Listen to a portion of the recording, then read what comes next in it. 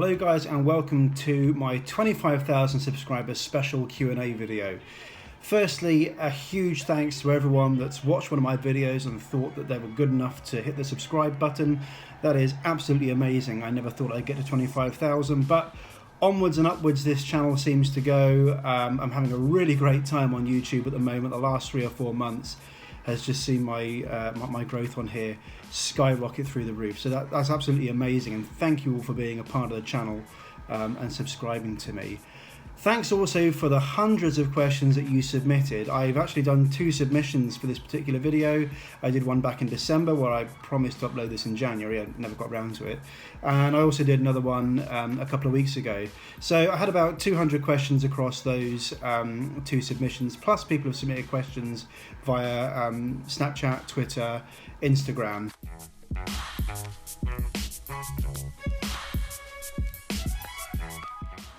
I actually don't get cancellations and delays that frequently. I tend to build into my schedules a decent 2 or 3 hour connection as a minimum if I'm connecting through an airport, particularly a large one. On a recent itinerary that I took coming back from Sweden, connecting through Brussels, I did actually get a delay of over 2.5 hours and I missed my flight in Brussels. So that actually had a knock-on effect where I was delayed for 6 hours through no fault of the airline or my own. Ended up having to stay overnight at Heathrow Airport, but that's just the way things go. Overall, 95% of the travel that I do is completely hassle-free.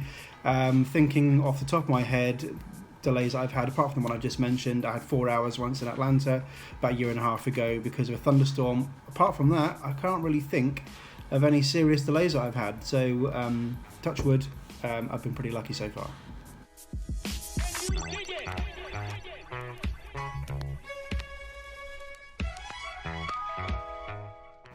That's a really good question. I think the one thing that airlines have to do more than anything else is consider who their customer actually is. One of the most impressive products that I flew last year, in fact probably the most impressive product because it was such good value, was JetBlue's Mint business class. The reason that this was such a good product is it didn't really seem to compete on a level footing with the big 3 legacy airlines in the US, but instead tried to do its own thing. And it really did consider the needs of the people that would be using JetBlue. It's a slightly different customer base to those people that are going to be using the flights of the big 3, racking up those air miles. One thing I really loved about that product, and one thing, just a small thing that stood out for me, was that in the amenity kit, they provided not only the usual toiletries, but they provided a laptop wipe. I've not seen that in any other amenity kit in business or first class on any airline. And of course, when you're flying transcontinental business class, a lot of your customers are going to be using laptops or devices like iPhones and iPads with screens. And having a wipe is not only useful, it's a really good way of saying, I know who my customer is and I'm seeking to meet their needs.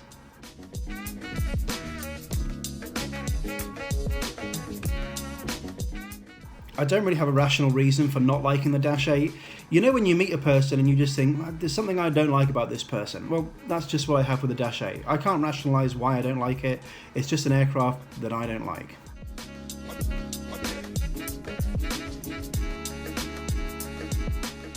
Well, the answer is it's not really.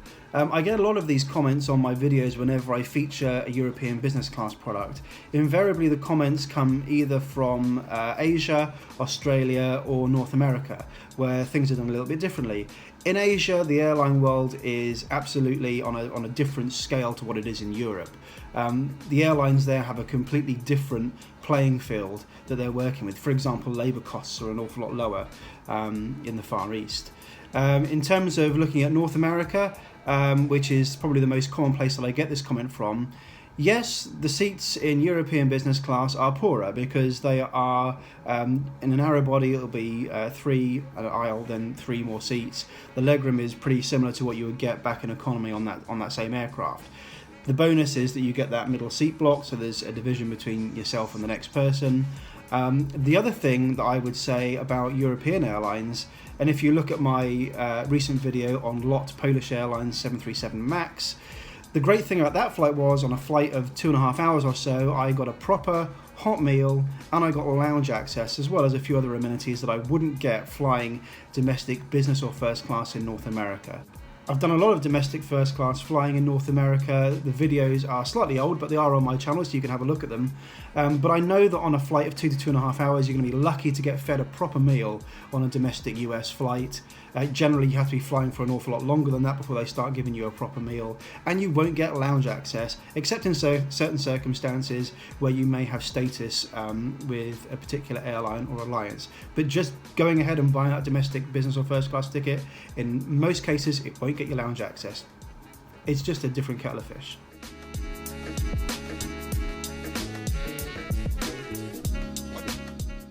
So I currently live in Milton Keynes, which is in Buckinghamshire, about 40 miles north west of London. I was actually born in London. My parents, neither of them are from London. My mother is from Newcastle in the north of England, and my father is from Northern Ireland, a city called Derry. They both have really strong regional accents, so I've got no idea how I ended up talking like this. And I'm on my way home. Yes, I do log my flights on a website called ba97.com. My username on there is Paul4040. Again, I'll link that in the description below so that you can have a look. It lists all of my past flights and all of my upcoming flights that I have booked. It doesn't show flights that I only have an idea for but haven't booked. It's also a resource for me, so I know what I've still got to pay for. But you can have a look at that and see what I've got coming up, see if I'm in your area, and just kind of see what kind of content that you can expect from me over the course of the year. It doesn't include train trips because it is simply an airline logging tool. Train trips are a bit different. I got a first letter from you. That was the first time, remember? I'm so in love.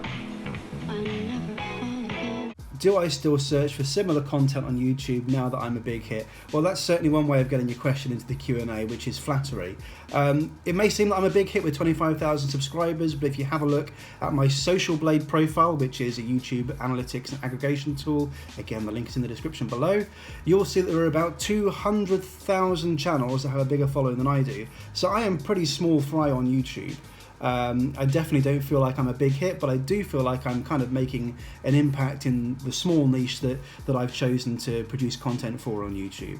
So on to the question, do I still search for similar content? Yes, I subscribe avidly to a whole load of trip reporters. As soon as I see there's a new trip reporter out there putting out content in the same kind of genre as I do, I subscribe to them. So there's a couple of reasons that I subscribe to as many trip reporters as I can.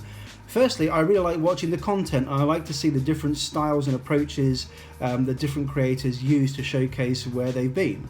The other reason I do it is because I'm quite proud and protective of my my brand. I think I try and offer a unique proposition in this particular niche, and I like to make sure that whatever everyone else is doing, I'm not trying to do the same thing. So it's a kind of, you know, elbowing and finding my own little space on YouTube so that when people look at my videos they can think, yeah, Paul did that.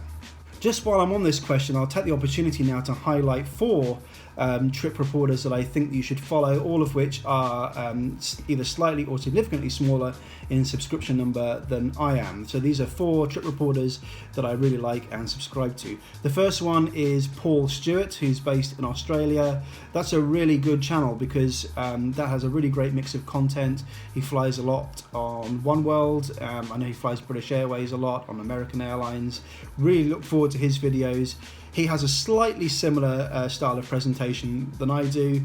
He's also got a really good sense of humour. If you have a look at a recent Q&A video that he released on his channel, you will see what I mean. The second channel that I want to highlight is QFS Aviation. That is a really good channel with some beautifully edited videos. I love the style of the reports. There are also a couple of really interesting flights on private jets, which you really wouldn't see elsewhere on YouTube. So I really recommend that you go and subscribe to QFS Aviation. I think it's a great channel, and in the next couple of years, putting out content at the rate that he's doing at the moment, I reckon he'll certainly be at the size I'm at now, definitely. The third channel that I really like and subscribe to is Sky Priority. Some wonderful, diverse content on there, including some flights on Russian aircraft. which is just on a completely different level to the stuff that I'm doing at the moment. So yeah, I mean, I love watching his stuff as well. The fourth channel that I'd like to highlight is called Fly Around. I definitely recommend that you check out this channel, making the most out of limited gear and putting out some fantastic content. Again, that's a channel that not only do I subscribe to, I've got notifications set for as well. So those are the four that I recommend that you check out.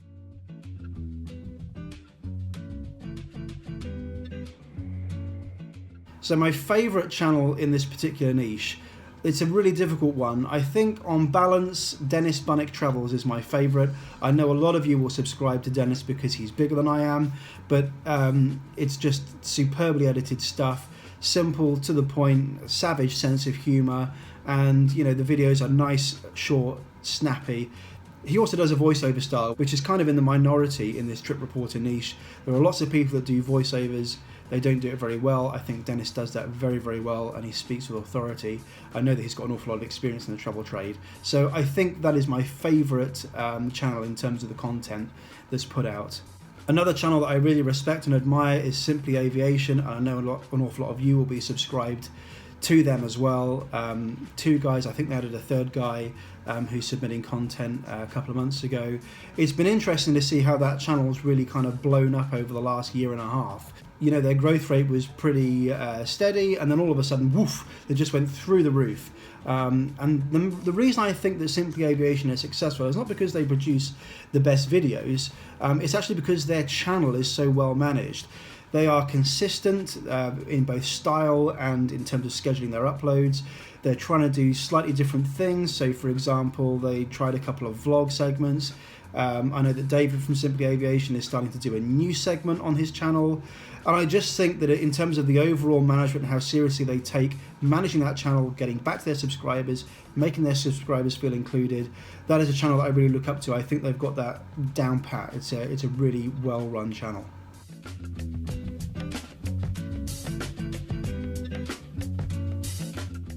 Would I consider a companion? Probably not. I kind of like having my own stamp on all of my trip reports, and I like the fact that people can kind of get to know me. I think having a companion with me on a regular basis would really stunt my style, and I think that a companion would probably find travelling with me really irritating if they weren't a trip reporter themselves. A lot of my time travelling is spent sorting out cameras, batteries, making sure that I'm in position for the right shot. Can we go through security early? I want to get on the train early. I want to get this shot. I want to get that shot. So I'm not the ideal person to travel with. It would have to be a pretty committed person to want to follow me around all the time, I think.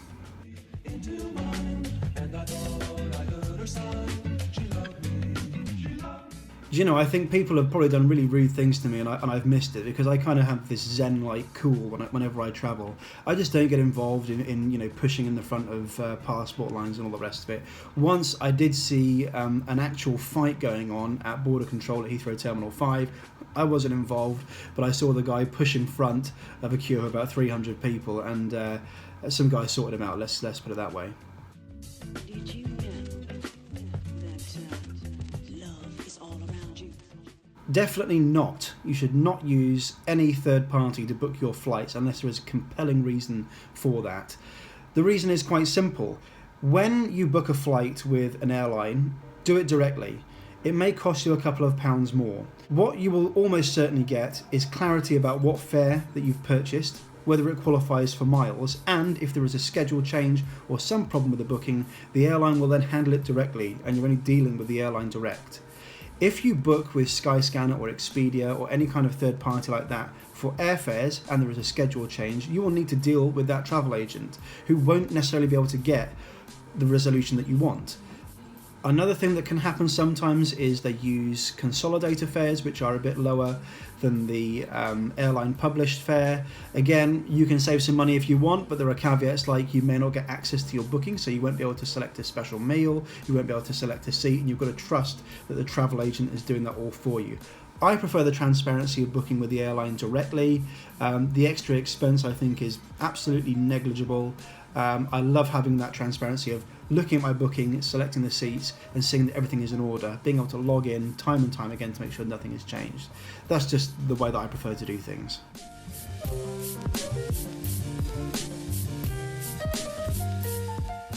I love Ryanair. They're a really cheap airline. They're the first airline that I flew with on my own, so they've got a special place in my heart.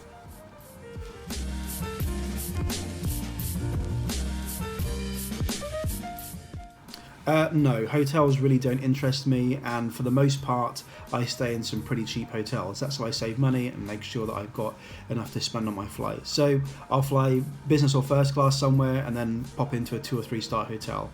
I don't use the facilities in posh hotels. The one that I'm in at the moment is a 4-star hotel. It costs something like £90 a night. That is a huge treat for me. I don't stay in expensive hotels as a matter of habit.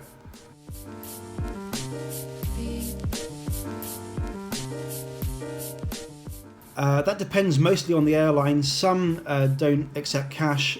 Most, in fact nearly all of them, will accept credit and debit cards on board. A couple will also accept air miles. For example, British Airways will accept Avios on board. You just show them the British Airways app on your phone and they scan a barcode and take the Avios off you there and then.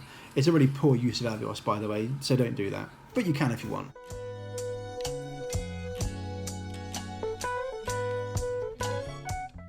Do you know, I actually have no idea about this. I don't have a handle on the airline industry in terms of aircraft orders and what it means for their business model. So I'm not going to even attempt to answer that. I don't know the answer.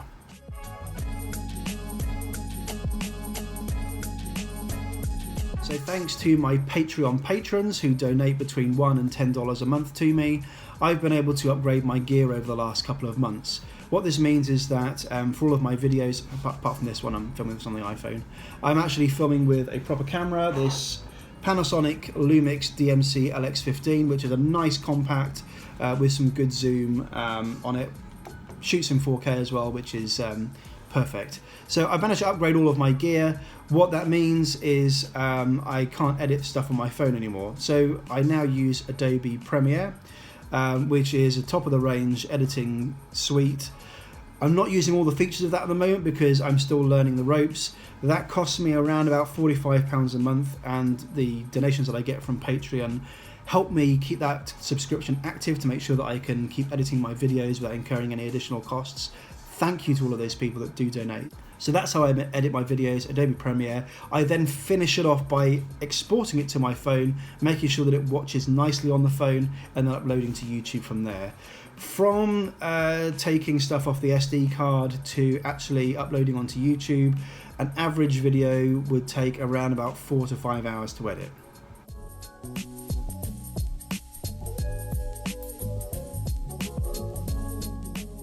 Very rarely. It's been a while since I went anywhere truly exotic to encounter a language barrier. Within Europe, you are going to be absolutely fine. All the airline staff will speak English, at least to a standard where you can both be understood, which is amazing. It's such a privilege to have English as a first language, I think.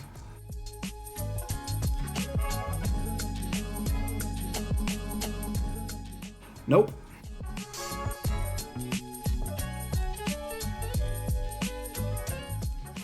Okay, top 5 world airports for travelling through. These are ones I've actually been to. In no particular order, Funchal in Madeira, Portugal. That is a fantastic and unique airport where there is a continuous and late turn onto final approach where you're rounding out the aircraft just as you're about to touch down. That's a really interesting approach. London City is really fun because, again, that is a really fun approach. That is a 5.5 degree glide slope, I think, so it's almost twice as steep as you would get at any other airport.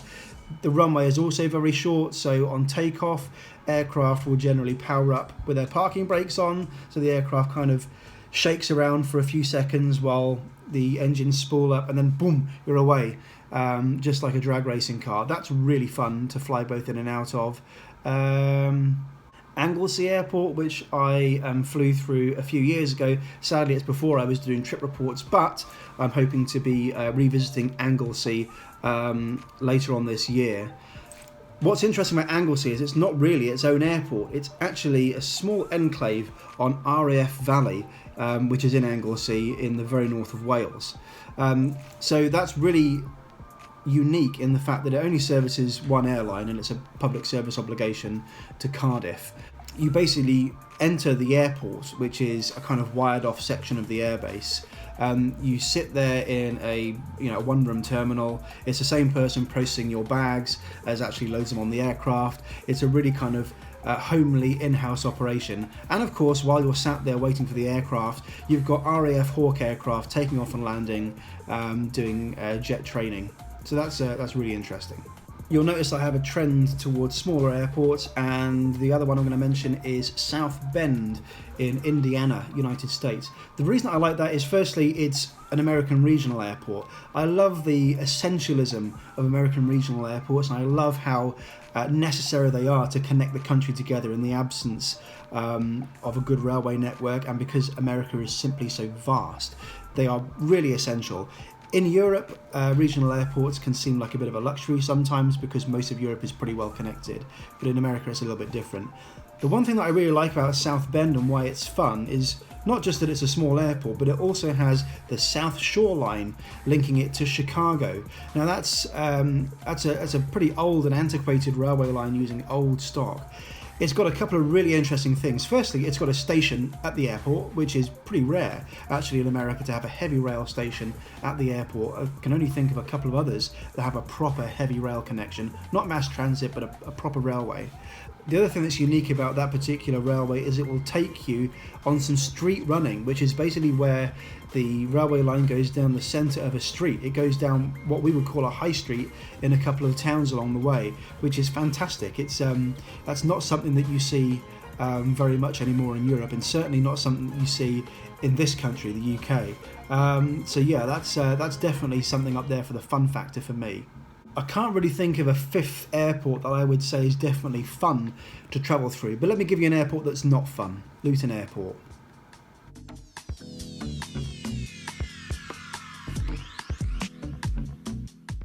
So my three dream destinations would probably be Vancouver in Canada, Australia, and Nepal.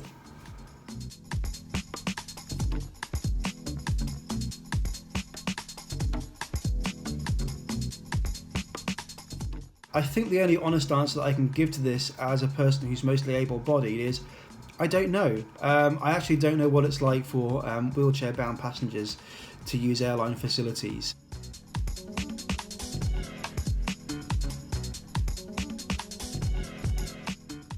In terms of whether I would do a trip with a wheelchair-bound person to find that out, it's probably not something for me. Personally, I don't know anybody who's in a wheelchair myself, and I kind of think that it wouldn't really be my place to be using that person almost as a prop to facilitate making a video. I think what would be really awesome is if somebody in a wheelchair would document their trips in a trip report channel similar to mine.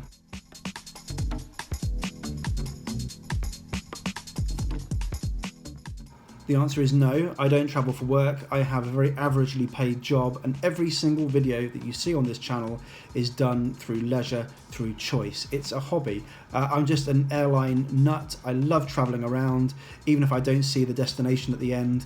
I just love travelling on aircraft and bringing the experiences to you.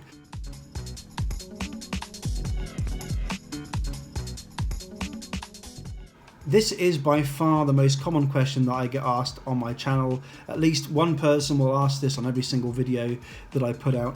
How can he afford to do all this? And the answer is kind of threefold. Firstly, sacrifice. I don't have an awful lot of luxuries. These clothes are from H&M. The hoodie here cost me about £15. Not very expensive. I drive a Nissan Micra. I don't live in a particularly flash house. So, I don't spend an awful lot of money on things other than travel.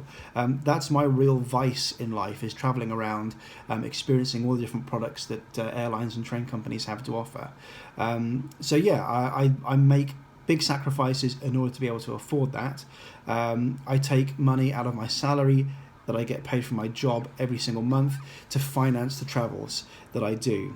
The second part of that answer is that all of the content that I have here on YouTube is monetized. Apart from the Q&A video, I don't put mid-roll ads in there. But yes, every single trip report that I put out is usually 10, 15, 20 minutes long. There'll be mid-roll ads, there'll be ads at the start, and there'll be some floating ads as well. I try not to go too ad crazy, but the reason that I monetize my videos is not to make a salary for myself, but to reinvest that money that I earn back off YouTube's AdSense program into making more content. The more subscribers I have, the more views I get. The more views I get, hopefully the more money I'll get off the back of that, and the better content I can make going forward. So one way that you can support me is by not using an ad blocker. The third way that I can kind of afford to do this is through Patreon. So Patreon is a crowdfunding program where I have people who are called patrons that pay me anything between $1 and $10 a month. There are various benefit levels on my Patreon. Link in the description below if you want to go check it out. If you donate $5 or above per month, you will get a credit in all of my upcoming trip reports for as long as you are a donor. So the Patreon money I don't reinvest in travel. Patreon I've used to upgrade my gear to make sure that the quality of the videos I can bring to you is of a good standard. I use Patreon money to pay for this laptop to edit all of my videos on. I use Patreon to buy this. I also use Patreon to order a gimbal, which is going to arrive in the post hopefully in the next few days. So yeah, I mean, Patreon really has been a huge help in terms of me upgrading my gear. I'm very grateful to everyone who's donated. I never thought anyone would donate anything to me, but I hope that you've been able to see the benefit to that of my content improving. So yeah, that's kind of it in a nutshell. Partly sacrificing wages, partly reinvesting every single penny that I get from YouTube's AdSense program back into travel, and partly Patreon.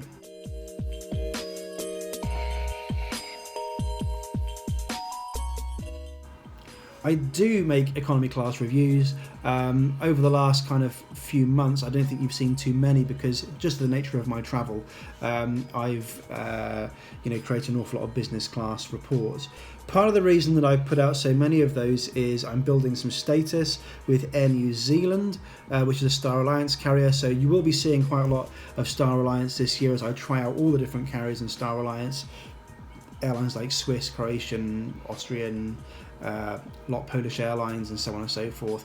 Business class fares tend to give a better return for your money in terms of miles. I'm not an avid miles collector and I'm not too bothered about status, but I figured if I was going to review all of those airlines, the best way to do it is in business class where they give you top hospitality.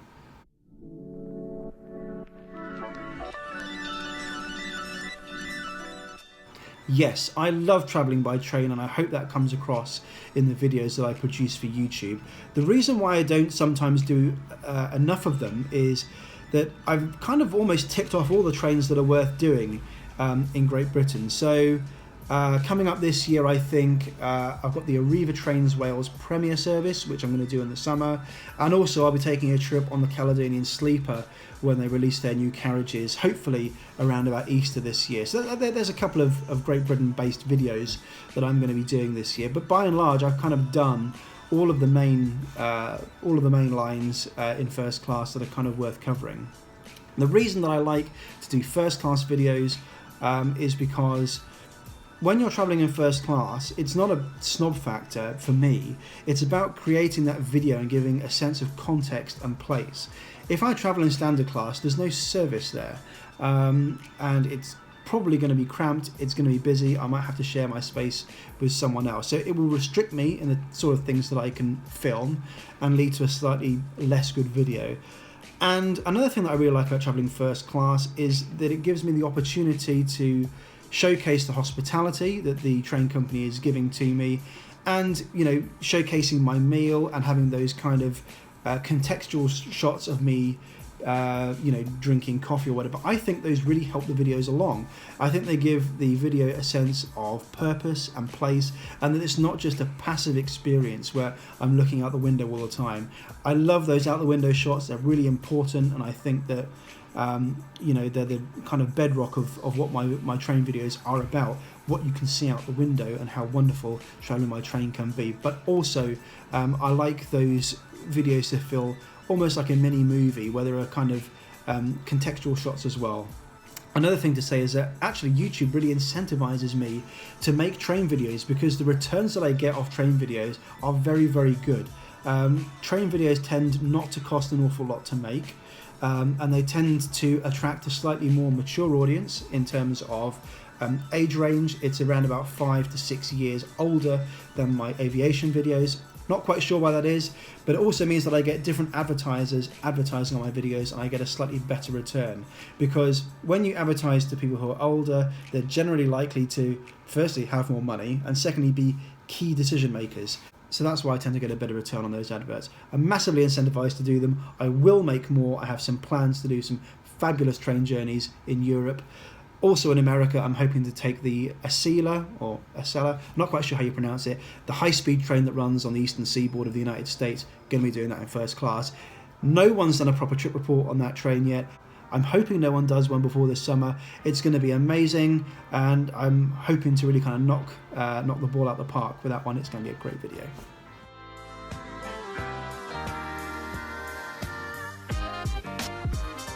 My credit card strategy is this.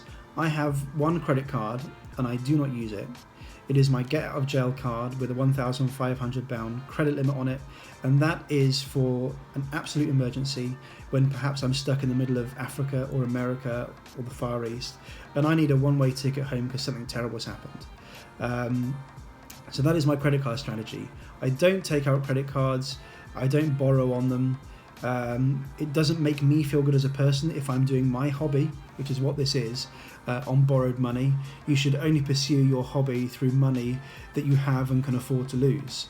I know that a lot of my subscribers are young and they're impressionable, and I don't want to imply that credit cards are some sort of thing to be gamed, because whilst it's true that there are some strategies out there, and you'll find other YouTubers telling you how to game the credit card world for your own advantage, it's true that some people can get advantage out of credit cards. But for every 10 people that are getting advantage and air miles off credit cards, there is someone that's joined that game who's getting into very serious debt. And that's how the credit card companies are making money. I sound really old-fashioned and like my dad when I say that, but this is something from my own experience. I've lived with debt before when I was in my early 20s. It wasn't a serious or crippling amount of debt, but it does affect your mental health when you get into debt. You don't intend to get into debt. It's just something that happens to you. Some people are better at managing their money than others.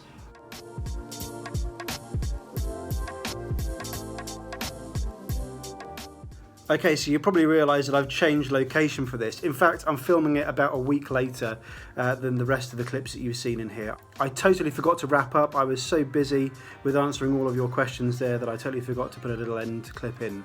Anyway, here I am. I'm actually in Zagreb in Croatia, one of Europe's most underrated cities in my opinion. And yes, there will be some trip reports coming up that feature Zagreb in the near future. Anyways, if you've made it this far through the video, thank you very much for your persistence and perseverance. I know it's been a very long video, but I wanted to give as many in-depth answers to as many questions as I could. If I've not answered your question, I'm sorry, not all of them made the cut and I did have an awful lot to get through. Anyway, thank you so much for being a part of the channel, and I'll see you on Sunday.